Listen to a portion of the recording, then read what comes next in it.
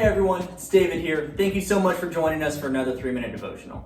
Now we've been going through a series on the Beatitudes, which I'm going to pick up here in just a minute, but first, story time. Alright, so back when I was farming, I was working late one night, we worked through dinner, and I was driving a harrow bed, which was like 15,000 pounds, and mine had no brakes, right, which was so much fun, right, it was terrifying. And my boss, Paul, he brought us out some dinner. He went to McDonald's, got us some burgers. I was so excited. So I had my burger like sitting right here, kind of by my steering wheel. And I was driving back. I was like, all right, gonna get to the field, gonna eat my burger, right? And I'm driving onto the field road, big old steep driveway onto the field, and there's a big bump, and I couldn't slow down, right? Because I had no brakes. So I hit this bump, and I bounce, right? And I fly up in the air, and I crack my head on the ceiling of the cab, right?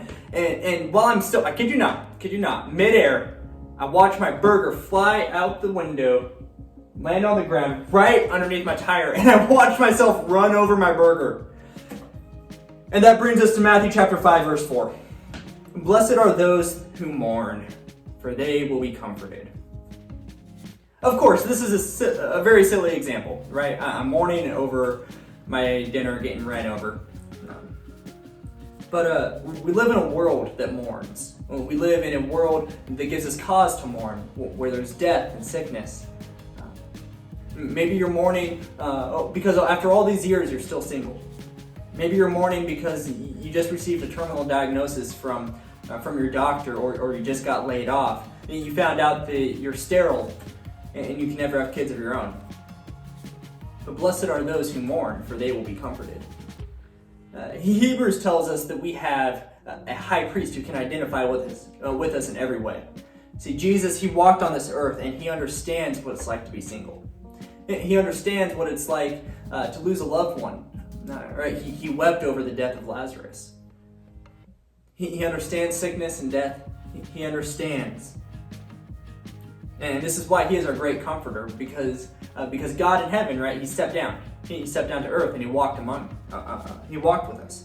Now, Isaiah chapter 25 verse 8 says, "And the Lord God will wipe away every tear from every face." And I love how personal that is. It's not just a blanket, poof, tears are gone. No, it's very personal, where God in heaven, he takes the time to hear your story. And as you're weeping, he's there to wipe away your tears. And the Bible also says that he catches every tear that you cry.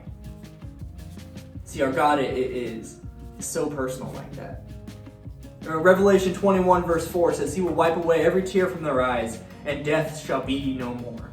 And neither shall there be mourning, nor crying, nor pain anymore, for the former things have passed away." So today, if you're mourning, look to Jesus as your great comforter, but also look to heaven. And remember that there will be a day with no more tears. God bless you. I hope you're having a great week.